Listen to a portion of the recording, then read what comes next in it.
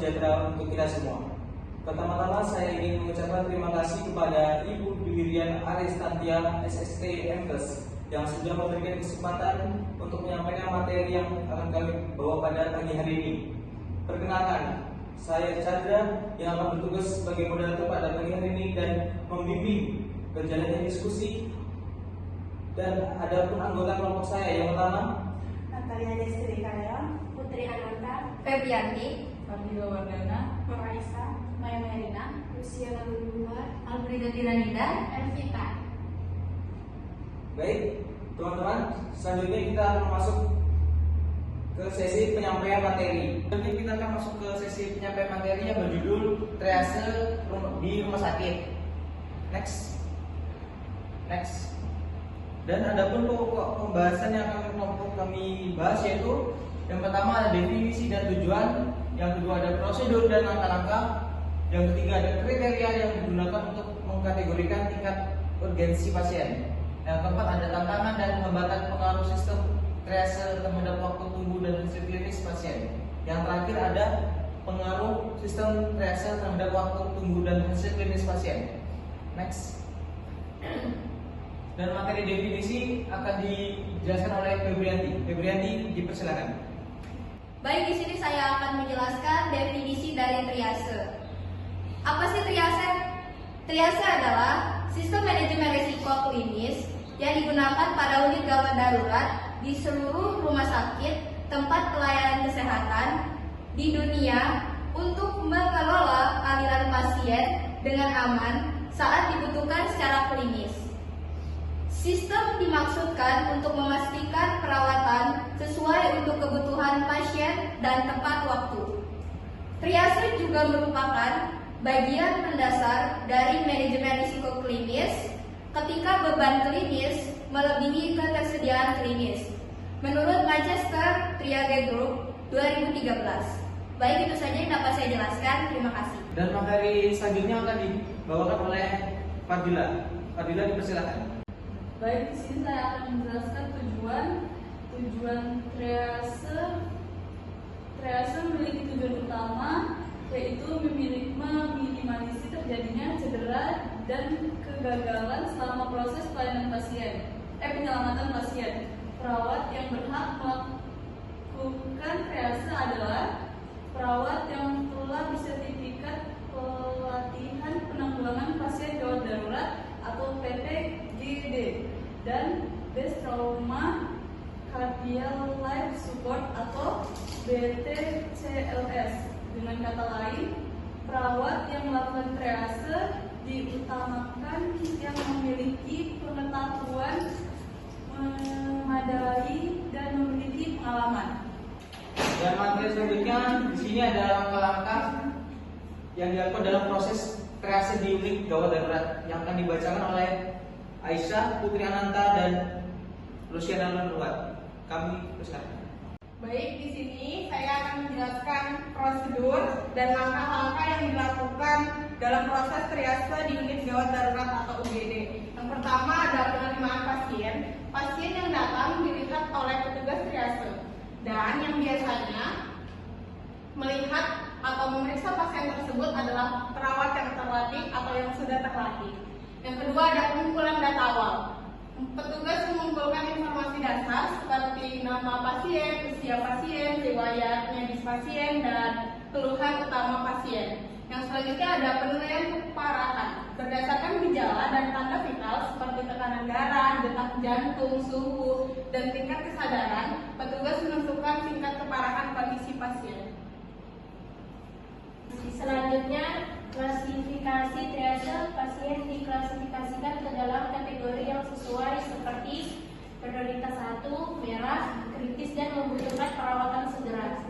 Prioritas 2, kuning, stabil tetapi memerlukan perhatian dalam waktu singkat. Prioritas 3, hijau, tidak kritis, bisa menunggu perawatan. Prioritas 4, hitam sudah tidak dapat diselamatkan atau kondisi terminal. Pemberian perawatan awal. Setelah diklasifikasikan, pasien yang membutuhkan perawatan segera akan langsung ditangani oleh tim medis. Dokumentasi semua informasi terkait triase dan keputusan yang diambil dicatat untuk rujukan dan evaluasi lebih lanjut. Monitoring dan reevaluasi pasien yang sedang menunggu juga perlu dimonitor secara berkala untuk melihat perubahan kondisi. Klasifikasi kegawatan triase. Klasifikasi triase dibagi menjadi 3 prioritas. Ketiga prioritas tersebut adalah emergensi, urgent, dan non-urgent. Menurut Komprehensive Specialty Standard atau IMR pada tahun 1999, ada beberapa hal yang perlu dipertimbangkan pada saat melakukan triase.